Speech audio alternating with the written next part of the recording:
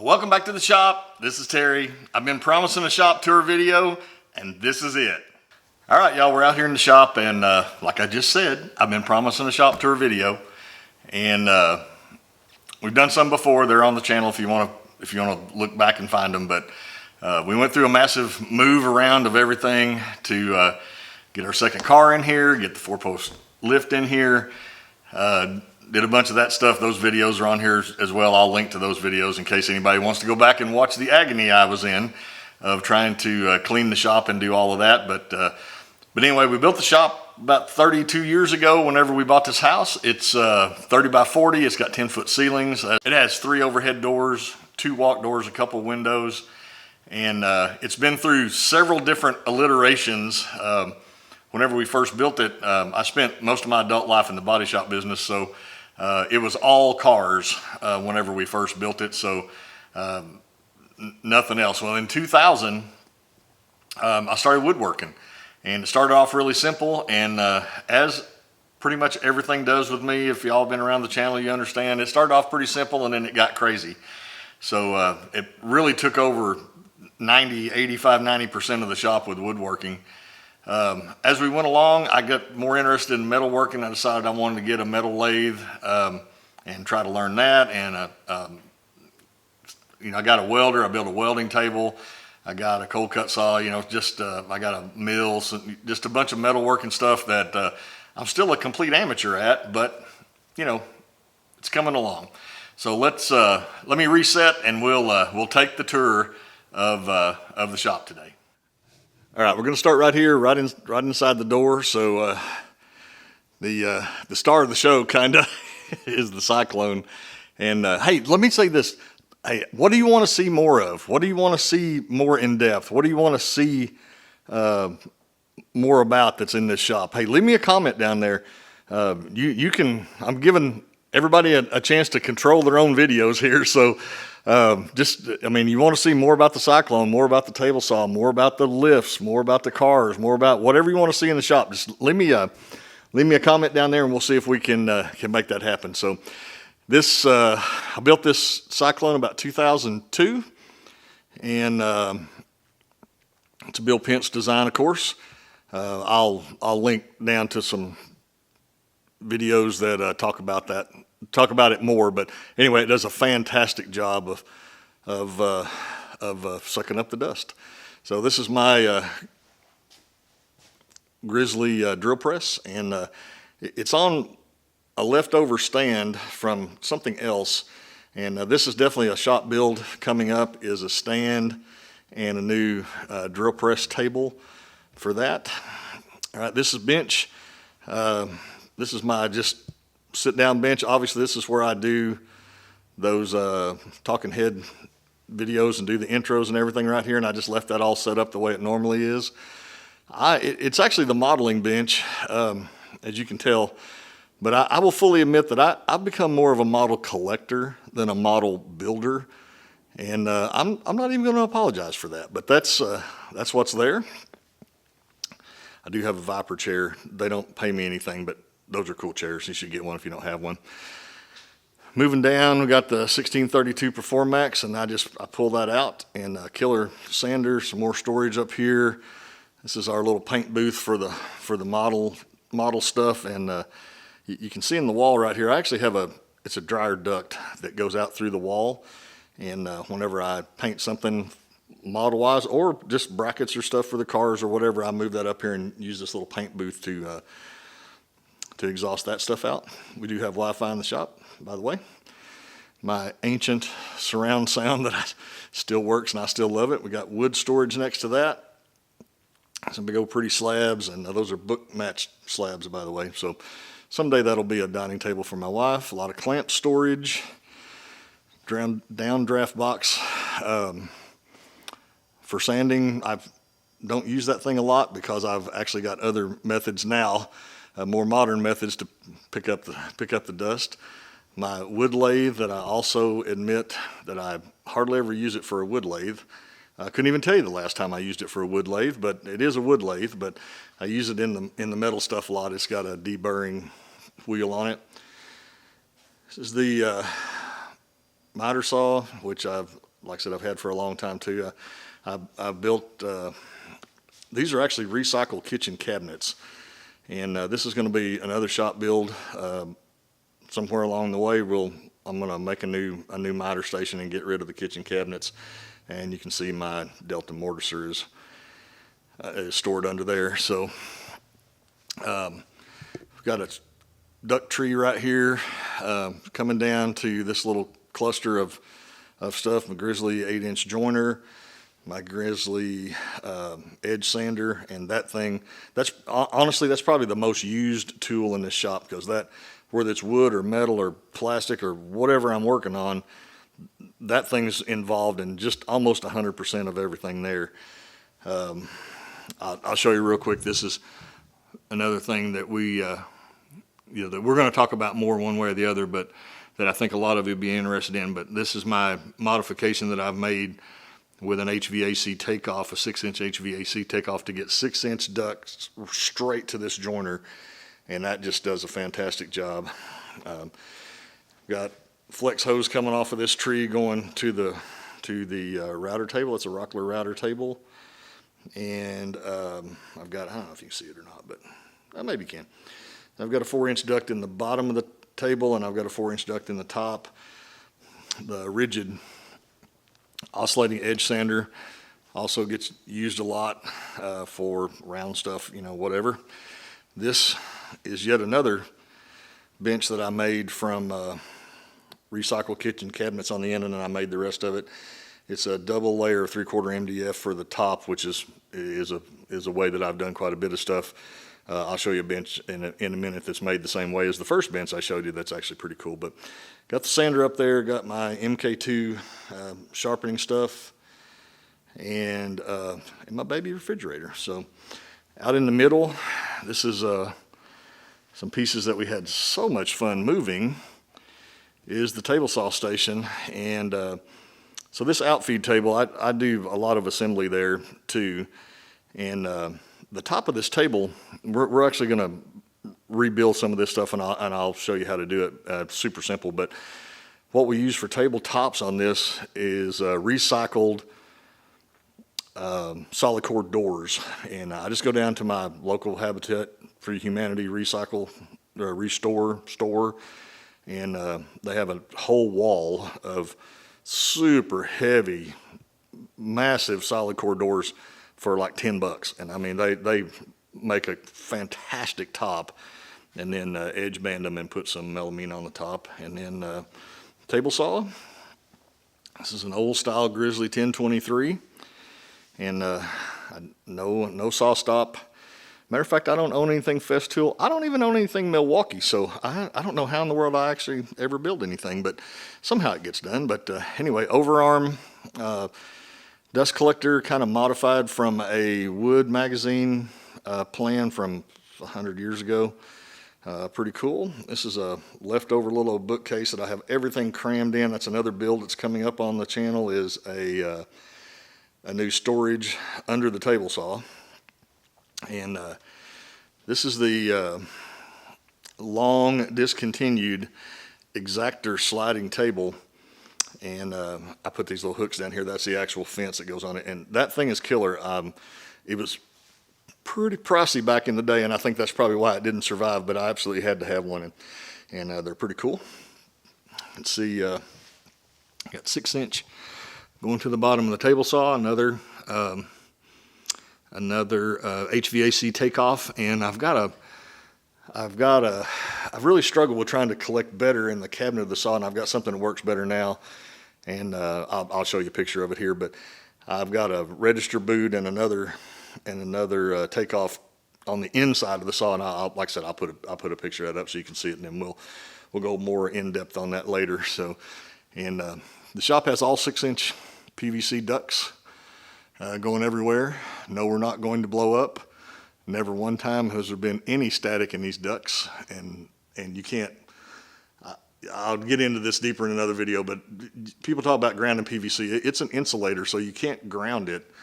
I mean, it is possible to bleed static off the outside if that's happening, but it has never happened here, and it's been up for 23 years, 24 years.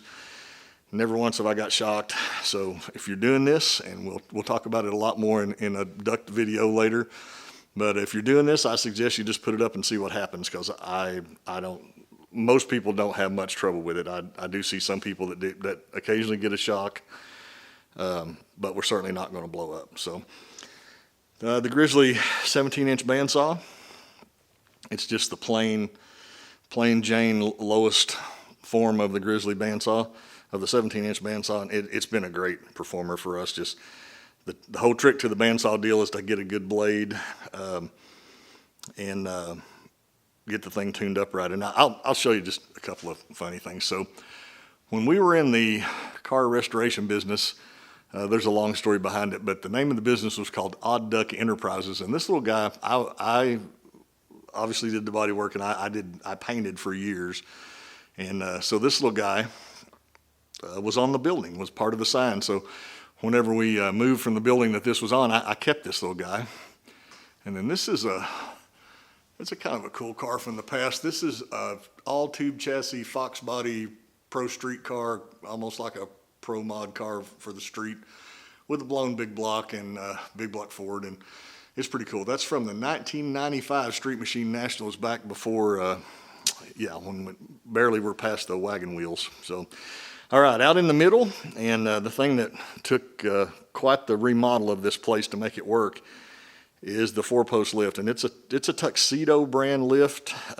Even though I will say that this same lift is marketed under a whole bunch of different names. So, and I did actually attach it to the floor. It's got 1/2-inch drop-in anchors in there, and you don't have to do that, but I felt better about it. And if you don't want to anchor yours down, hey, more power to you. That's perfectly fine. So trophies from the last couple of years from these cars up there. Got my hardware selection on this shelf. The metal lathe. I bought it from a guy that buys scratch and dent from Grizzly and fixes it. So it was the bargain basement deal, but it still works fine. It's the 0752 metal lathe. We'll talk about the planer in a second. This is our 78 Mustang King Cobra, kind of a survivor car. Pretty cool car. There's videos on the channel about that, so we don't talk a lot about that. But anyway, we got the lift in here, and it does work. I'll put a picture up, but we actually can stack these cars in here, and that was really my goal with the lift, as much as anything. And I said I got lights and stuff down there, and we'll have a video on that stuff too at some point in time if y'all are interested in that. Back here is this is an Inco mill drill. It does mill, but I use it more for a glorified drill press than anything else. Got the dovetail jig, the pocket hole jig, that stuff on the wall there. I built this stand that it's on, and that stand is actually wood, and that's just construction lumber. That's Doug Fir 4x4s and 2x, and it's got dovetail drawers that I made, and this is another spot that we used a solid core door, so that's the top on there, and then I had a local sheet metal shop bend up that stainless top. It's a top for the top, and it's got a little DRO on there, and I took it all apart. It was painted blue with a brush whenever we got it, and I'll show you that. I have some pictures I'll put up here of it, but anyway, it was like butt ugly when we got it, and of course I couldn't stand that, so I sanded it all down, painted it, and fixed that. And then to me, the star of the show, a lot of people love this. I mean, I love both these cars, but this one has been quite the project, but it has stolen my heart. This is our 70 Maverick Pro Touring car, and there's a ton of stuff on the channel on that, so I won't get too deep into that. But I would call it an unhealthy relationship with this car, and my wife would probably tell you that she feels like I have an unhealthy relationship with it too. But I love both these cars, and they're just radically different. The Mustang 2 is it's a 302 automatic car. It's got wide interior. It's got a bunch of updated stuff on that. Like I said, a ton of stuff on the channel, but kind of a laid back cruiser kind of car. And this car cruises great, but it's pretty rowdy. So, and like I said, those shop videos, I'll post the shop videos of my agony as I was rearranging the shop, trying to be able to get both these cars in here and then eventually get the lift in as well. So, all right, the 1033 planer is a freaking beast, man. And 6-inch coming over to it too. Big Mac's heater does a great job in here. This shop's got a ton of insulation in it, so the heater really does a great job here. I've had this thing a few years, and the best way, if y'all are short on friends, I can tell you the best thing you can do is have a car trailer, which I have 2 or 3, have a lift in your shop, or have a 20-inch planer. So if you have all of those things or any of those things, you'll immediately have more friends. And we got air coming into the shop. I've got a little compressor room, kind of a pole barn style addition. It's 9x9 on the back of the shop, and got a 5-horse, 60-gallon snap-on compressor that I've had for many years out there. So all these garage doors are insulated as well. This is my bench. I built this bench many years ago, 23, 24 years ago, and it's mostly solid white oak, and it is super heavy. Matter of fact, when I moved it, it's been living in the middle of the shop ever since it was built, and when I moved it, I just went to Harbor Freight and bought some of those plate style roll around things for a car, and that's how I moved it. I added up all the board feet and everything that's in it, and I think it weighs 750, 800 pounds empty, and it is anything but empty. And the top on this is actually 3 layers of 3/4 MDF, all glued and screwed together. And then that's just a piece of 1/4-inch plywood, or 1/4-inch plain sawn white oak plywood. Like I said, the whole thing's all white oak, but it has that plywood on the top. And I put that on there because I thought, hey, when that gets beat up, I'll change it. But you know what? It's kind of like the merit badge. Every stain, every weird place, I screwed up and drilled a hole in it when I didn't mean to, tells a story. So over here you can see I just bought this, so I haven't even used it yet, but a Craig track saw, and I found this tub up there, the cobalt tub, black one with the blue top, and I put some Kaizen foam in there, and the saw is actually in that. I got my storage for my menagerie of cleaning supplies and automotive stuff and garden stuff and house caulk and yada yada on that. I just haven't think about lights. I'll talk about lights for a second. So I think there's 28 individual fixtures in this building, and it is quite bright, and they're all LED now, so it's a combination of 4-foot LED fixtures that I bought and 4-foot and 8-foot what were fluorescent fixtures that I converted over. We went right past the AC. I have heat and AC. This is literally a window unit, and it's ancient. I mean, it's like from the 80s, the 1980s, and it does a pretty decent job in here. A bunch of insulation helps, and if you let it get hot in here and expect that to cool down, it's not going to do much good for you. But if you come out early in the morning when it's already cool and kick her on, it does a pretty good job. So pan around here so you can sort of see everything, and then we'll finish up this wall and we'll be done. So got most of the metalworking stuff over here. This is a swag stand for the Portaband, and this is not the first generation, but the second generation Bauer Portaband from Harbor Freight, and it does really good. And I run it on that foot pedal all the time, which is pretty cool.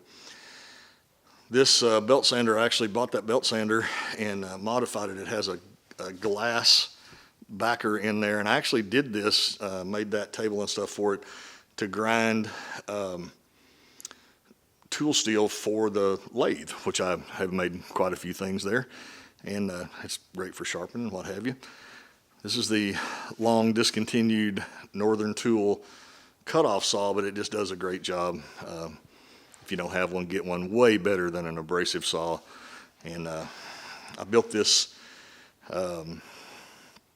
welding table several years ago, and served me well. Got jack stands and stuff underneath.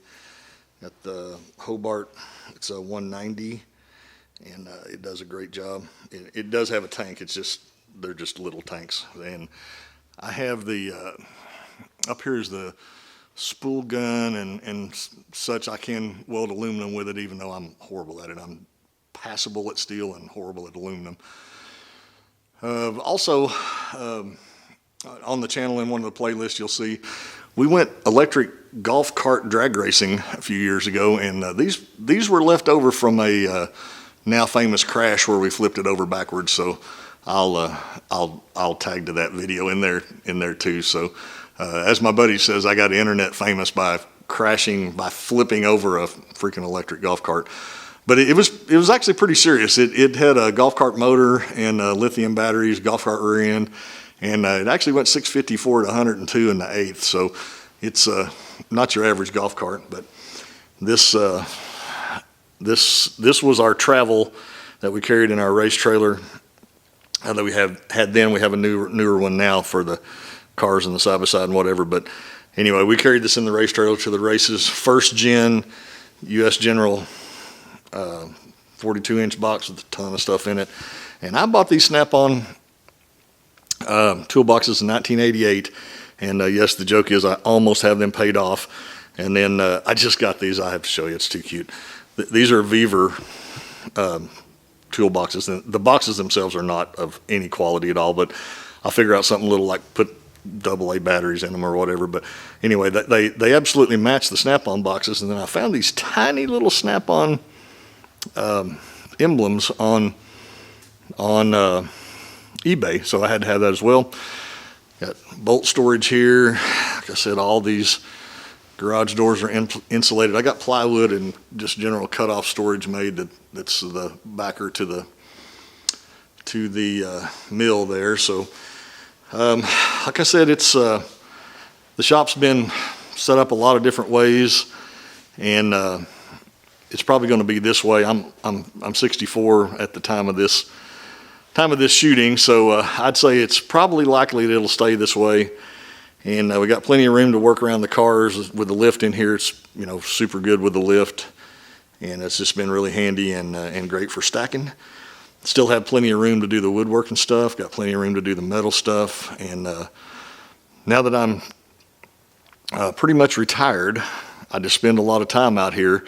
Thus the way that the YouTube channel's set up now. So thanks again for watching. And hey, like I said before, if you want to see more about some of this or whatever, just let me know. I'll be making some more videos about individual stuff anyway. But anyway, just appreciate y'all watching. Have a great day. We'll see you next time.